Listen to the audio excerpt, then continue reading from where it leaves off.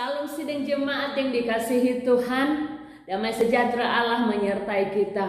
Kita masuk dalam renungan kita memuji Tuhan, tetap setia. Selidiki aku, selidiki aku, lihat hatiku, apakah ku sungguh mengasihimu, Yesus, Kau yang Maha Tahu dan menilai hidupku. Tak ada yang tersembunyi bagimu. Telah kulihat kebaikanmu yang tak pernah habis di hidupku. Ku berjuang sampai akhirnya Kau dapati aku tetap setia.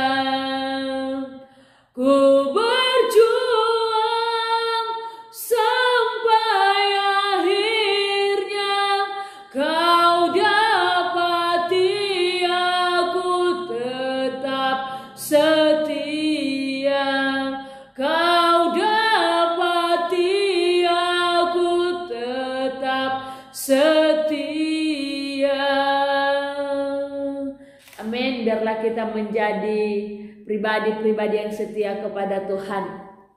Mari membuka Alkitab 1 Samuel pasal 8 ayat 1 sampai ayat yang ke-22.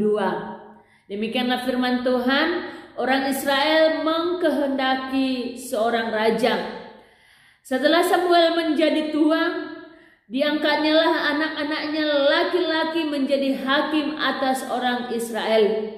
Nama anaknya yang sulung ialah Yoel, dan nama anaknya yang kedua ialah Abia. Keduanya menjadi hakim di Berseba, tetapi anak-anaknya itu tidak hidup seperti ayahnya. Mereka mengejar laba, menerima suap, dan memutarbalikkan keadilan.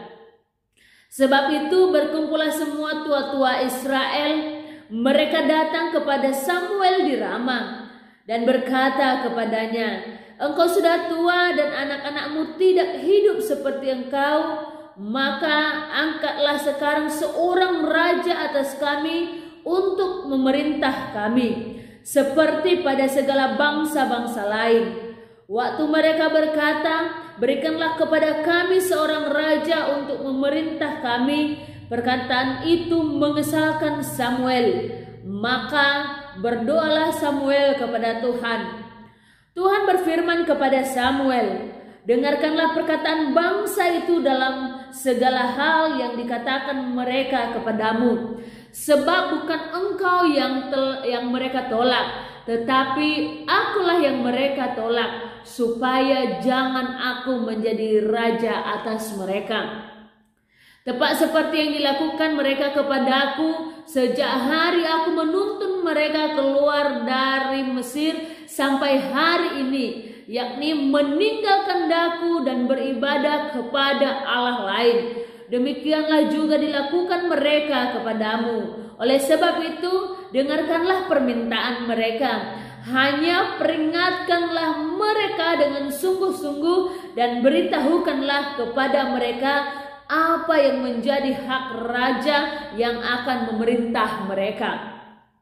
Dan Samuel menyampaikan segala firman Tuhan kepada bangsa itu yang meminta seorang raja kepadanya. Katanya, "Inilah yang menjadi hak raja yang akan memerintah kamu itu.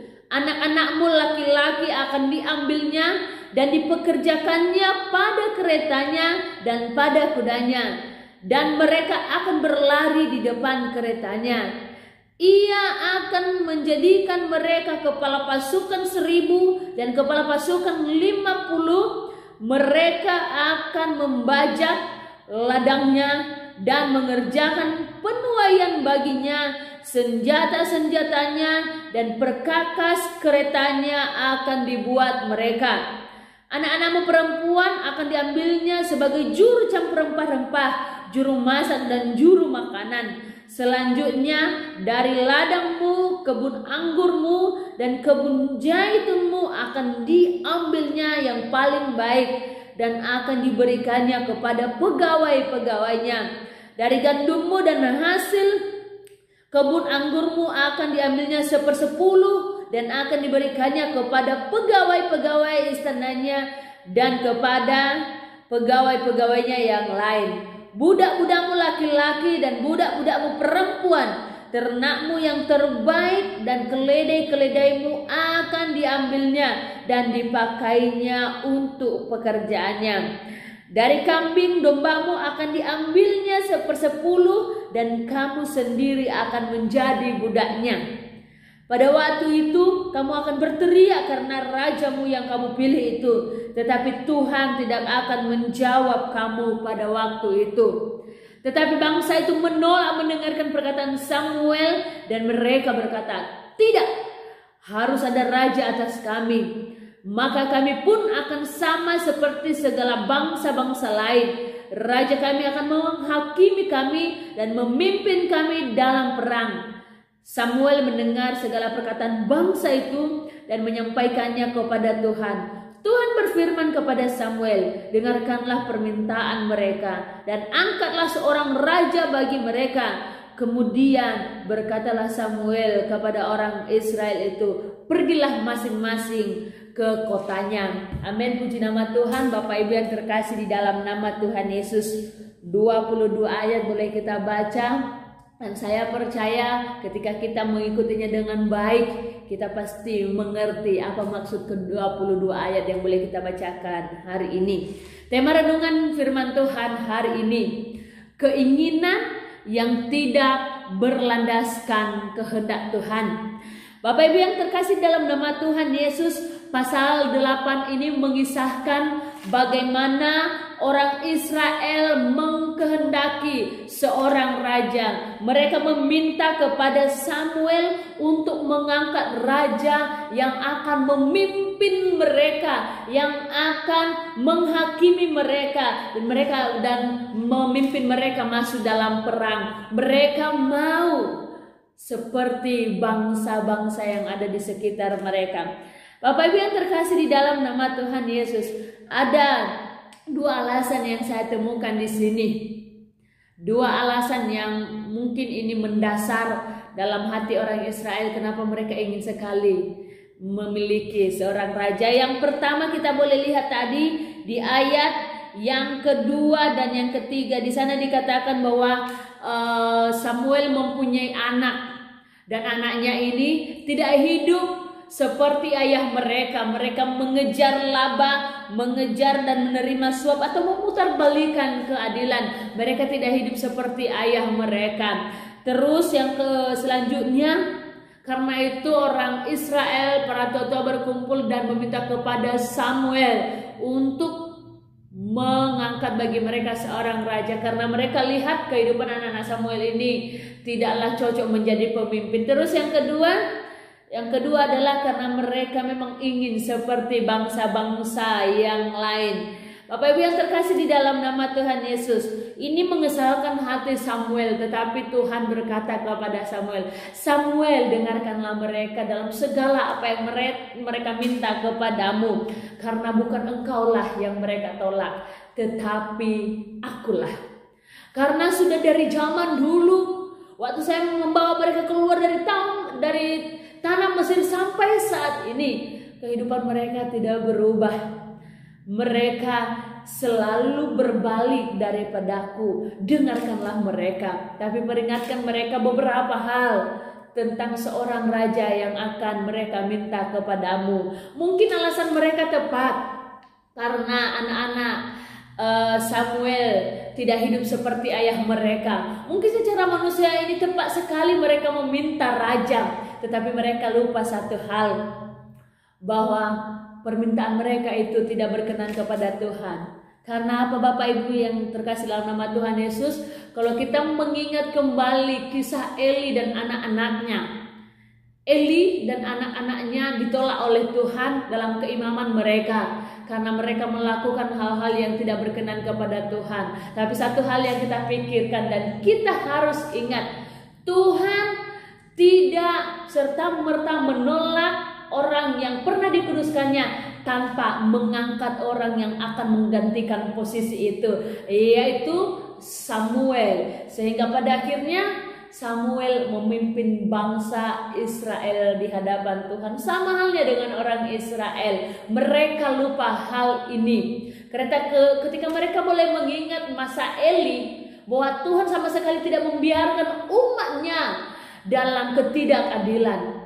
Kalau anak-anak Samuel melakukan ketidakadilan, Tuhan pasti akan bertindak. Tuhan pasti akan mengangkat pemimpin yang lebih baik daripada anak-anak Samuel kalau mereka mau taat dan melihat kepada Tuhan. Mereka lupa itu.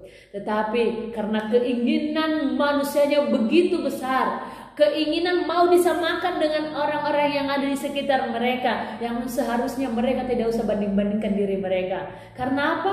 Mereka kan umat Tuhan. Kenapa mereka mau membandingkan diri mereka kepada umat yang tidak berkenan kepada Tuhan, yang adalah orang-orang yang tidak mengenal Tuhan? Harusnya mereka merasa istimewa, sekalipun mereka tidak punya raja, tetapi mereka punya Tuhan yang melebihi raja segala raja yang ada di dunia ini. Sehingga Tuhan berkata kepada Samuel, tidak apa-apa, kamu tidak usah membantah dan tidak usah kesal hati karena permintaan mereka. Penuhilah, angkatlah seorang raja kepada mereka. Tapi peringatkan mereka beberapa hal. Yang pertama, bahwa ada beban yang harus mereka kerjakan. Yang pertama, mereka akan menjadi budak raja tersebut. Keinginan mereka adalah mendapatkan raja, namun keinginan itu memperbudak mereka. Coba Bapak Ibu perhatikan dan bacalah kembali, mulai dari ayat yang ke-9 sampai ayat yang ke-18. Raja ini akan memperbudak mereka. Bahkan kalau firman Tuhan katakan di ayat yang ke-14, katakan segala yang terbaik yang mereka miliki itu hanya numpang lewat, itu akan diambil oleh raja itu, diberikannya kepada pegawai-pegawainya. Orang Israel itu hanya sekedar bekerja, hanya sekedar membanting tulang, tetapi mereka tidak bisa menikmati hasil kerja yang terbaik yang mereka dapatkan. Bapak Ibu yang terkasih di dalam nama Tuhan Yesus, sehingga ayat 18 berkata seperti, pada waktu itu kamu akan berteriak karena rajamu yang kamu pilih itu, tetapi Tuhan tidak akan menjawab kamu pada waktu itu. Keinginan kita yang mungkin tidak berkenan kepada Tuhan, mungkin Tuhan mau jawab. Tapi ingat, kalau itu tidak sesuai dengan kehendak Tuhan, ayat 18 katakan, aku tidak akan menjawabmu pada waktu itu. Bapak Ibu yang terkasih dalam nama Tuhan Yesus, semua orang punya keinginan. Mari kita landaskan keinginan kita itu pada kehendak Tuhan. Bagaimana kita tahu bahwa itu adalah kehendak Tuhan? Perhatikan apa yang dilakukan oleh Samuel ketika dia kesal hati. Di ayat 6 terakhir berkata seperti ini, perkataan itu mengesalkan Samuel, maka berdoalah Samuel kepada Tuhan. Hal yang pertama yang harus kita lakukan ketika kita mempunyai keinginan, berdoalah, minta petunjuk Tuhan. Ini keinginan Tuhan atau bukan? Nah, dari situ Tuhan akan berikan kita ide-ide yang baru. Tuhan akan memberikan kita keinginan-keinginan yang baru sesuai dengan kehendak Tuhan, sehingga keinginan kita itu selalu berlandaskan pada kehendak Tuhan. Jangan kita seperti orang Israel, hanya untuk memuaskan keinginan sendiri, tetapi kita lupa itu bukan kehendak Tuhan Allah. Mungkin Tuhan akan berikannya kepada kita, tapi ingat, kalau itu tidak kehendak Tuhan, pada akhirnya kita akan kecewa. Pada akhirnya ketika kita mau meminta jawaban dari Tuhan, Tuhan tidak akan pernah mau memberikan jawaban. Karena itu Bapak Ibu yang terkasih di dalam nama Tuhan Yesus, saya ajak kepada kita semua, mari Kita jadikan Tuhan sebagai pemimpin dalam hidup kita, sebagai raja satu-satunya dalam kehidupan kita, sebagai penolong dan penopang dalam hidup kita. Saat kita mau mengambil keputusan, saat kita punya keinginan, jangan lupa libatkan Tuhan. Terima kasih, Tuhan memberkati semuanya. Tuhan memberkati kita sepanjang hari ini. Damai sejahtera Allah menyertai kita, dan biarlah semua keinginan kita itu sesuai dengan kehendak Tuhan. Mari kita berdoa. Bapa dalam surga, terima kasih buat firman-Mu. Ajar kami supaya kami senantiasa punya keinginan seperti apa yang Tuhan mau dalam hidup kami, sesuai kehendak Tuhan, sehingga kami sungguh berkenan di hadapan-Mu. Terima kasih Tuhan. Hanya dalam nama Yesus Tuhan kami yang hidup, kami berdoa dan mengucap syukur. Haleluya.